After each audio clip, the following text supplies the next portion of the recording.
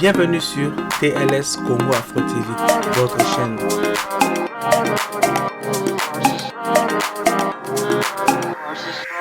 Commentez, likez, partagez et surtout abonnez-vous à votre chaîne.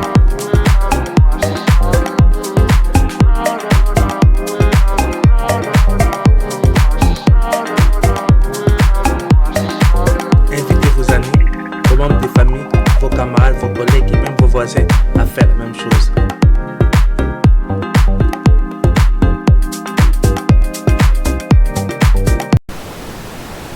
En dehors de cet axe, il y a aussi l'axe Kindopolo qui s'entre jusqu'au territoire de Kimvula. Cet axe aussi va être construit parce qu'il se trouve là aussi un des plus grands gisements de cuivre en Afrique qui n'a jamais été exploité, qui va être mis en valeur par la province. Il y a l'axe Kulongongo Kimpangu. Peu après études satellitaires, on a trouvé de très grandes concrétions de coltan et de castérite. Cet axe va permettre à ce que nous puissions avoir plus de 8 500 000 emplois directs, sans compter les emplois indirects.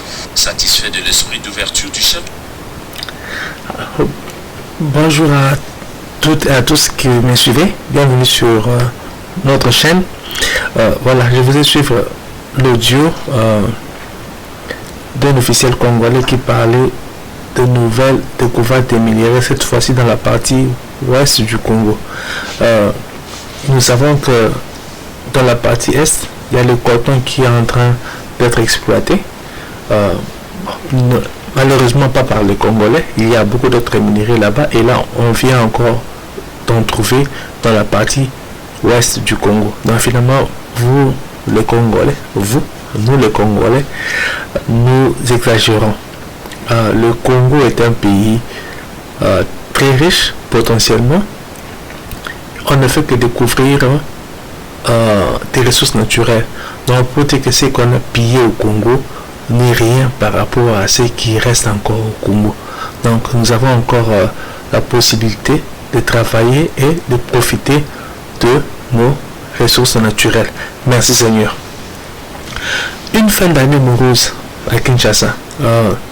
J'ai suivi des vidéos de personnes dire que je ne suis pas à Kinshasa. Je ne fais que relayer le message. On ne sent pas l'ambiance des festivités de fin d'année à Kinshasa. Pas de décoration, donc c'est un peu morose. Ici, je peux dire que c'est aussi un peu pareil. Les gens, en fait, la crise elle est profonde. Hein. Les gens n'ont pas assez de moyens, donc dans la rue on ne voit pas beaucoup de maisons avec beaucoup de décorations comme les années passées. Donc je peux expliquer cela du fait que les temps sont durs. L'inflation, tout est cher, les gens travaillent peu d'heures par semaine, donc les gens n'ont pas assez de moyens. Alors je ne sais pas, à Kinshasa déjà, au Congo, le taux de chômage a toujours été élevé. Bon, il y a eu beaucoup de créations d'emplois, c'est relatif. Hein. Il y a quand même eu quelques créations d'emplois de magistrats qui ont été recrutés, je pense environ 4000 dans la zone économique vers Kinko et là-bas, j'ai oublié le nom de la zone économique. 2 usines ont créé de l'emploi, donc l'usine de Pepsi Cola environ 600 personnes et puis l'autre usine qui fabrique des carons environ 1000 personnes. Ça, ce sont des emplois directs. Il y a des emplois indirects aussi. Donc bon, avec tous les travaux qu'on est en train de faire dans le cadre du programme de développement local des 145 territoires, il y a aussi du travail qui a été créé. Bon, mais pas comme ici. Quand même ici, le taux de chômage est environ de 3%. Donc c'est presque tout le monde qui travaille. Alors quand on sent la crise ici, et alors au Congo où le taux de chômage est très très élevé, donc les temps sont durs aussi, l'inflation comme le président l'avait reconnu, donc ça peut expliquer peut-être qu'on ne sent pas cette ambiance de festivité à Kinshasa. Mais bon, par rapport aux décorations dans la ville de Kinshasa, le gouverneur Bumba, j'espère qu'il fera quelque chose. C'est déjà le 15 décembre, le 16 même aujourd'hui, donc j'espère que quelque chose sera fait dans ce sens-là. Alors, je ne comprends pas ce qui se passe au Congo. Nous devons quand même être sérieux. Là, c'est une triste nouvelle. Hein. C'est vraiment triste. Il y a... Je vais vous les lire.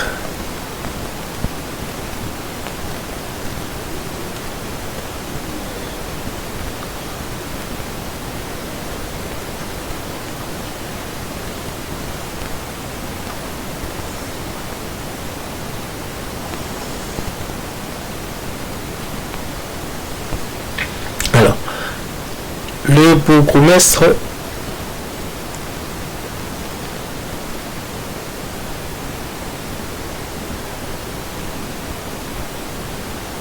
c'est de quelle commune encore? De Kisenso. Un permis de séjour obligatoire est dorénavant imposé dans la commune de Kisenso, a annoncé lundi 16 décembre le bourgmestre de cette entité, Godé Atsaol, de l'ACP. Le permis de séjour est obligatoire pour toute personne venant d'une autre commune qui n'habite pas la commune de Kisenso, mais qui désire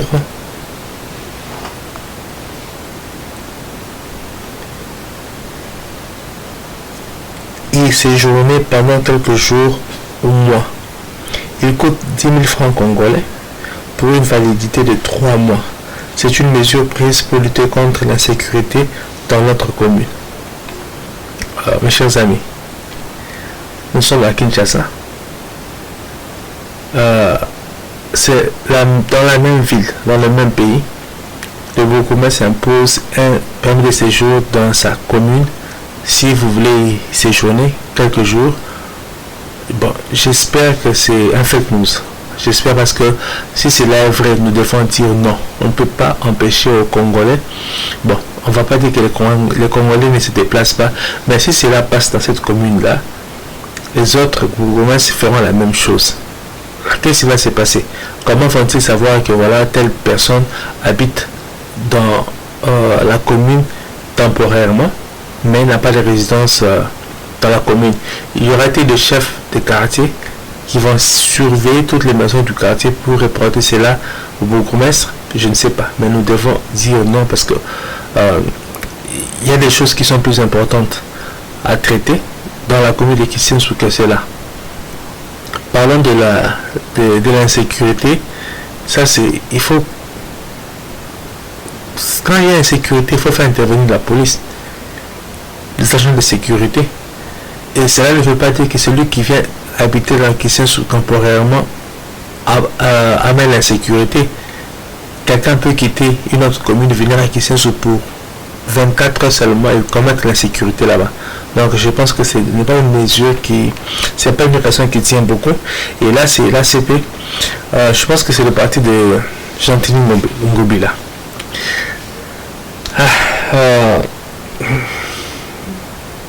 Sous le premier mandat de Fachi, Gentili Ngobila a fait beaucoup parler de lui. On a beaucoup parlé de lui. Je me rappelle que dans le meeting de parlementaires debout de l'UDPS, certains meetings que je suivais, c'était toujours Ngobila. Bon,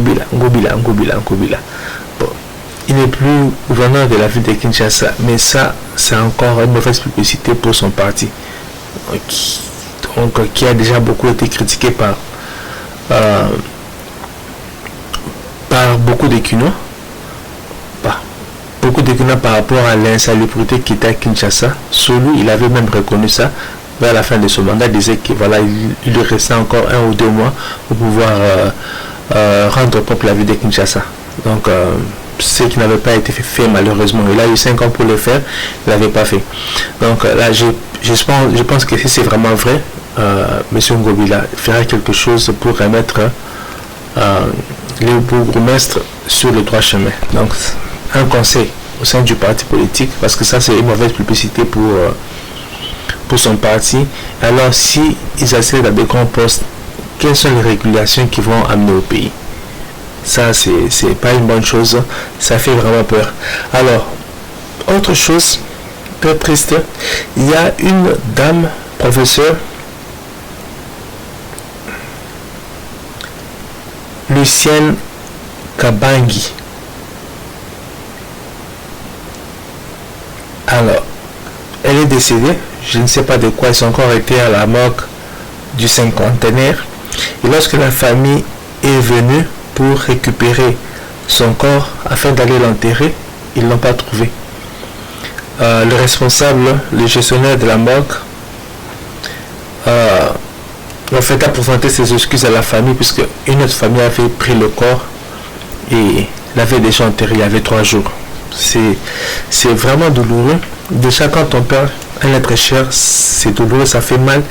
Et là, on veut lui rendre un dernier hommage, l'enterrer, son corps n'est pas là. Une autre famille l'avait déjà pris et enterré.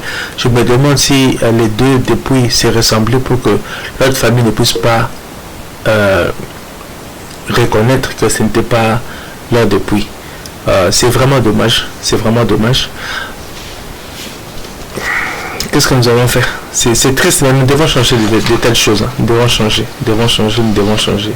Voilà. C'est la fin de notre émission. Pour récapituler, nous avons parlé des découvertes des minéraux, beaucoup de minéraux cette fois-ci dans la partie ouest du Congo.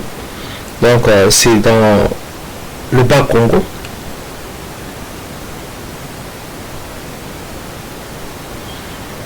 Beaucoup, hein. Donc un des grands gisements de cuivre qui a été retrouvé là-bas, qui n'avait jamais été exploité, alors que nous sommes déjà premiers producteurs du cuivre en Afrique. Donc avec ces gisements, je ne sais pas ce qui va se passer. Donc le Congo est vraiment riche. Nous demandons à nos autorités de faire en sorte que nous, Congolais, profitions de nos richesses. Je remercie le chef de l'État pour ce qu'il est en train de faire dans ce sens-là. J'espère que tous ceux qui travaillent sous lui ont sa vision pour faire en sorte que le Congo soit vraiment une grande nation. Donc, je vais m'arrêter là. Merci de m'avoir suivi. Donc, plein de bonnes choses et on se retrouve prochainement.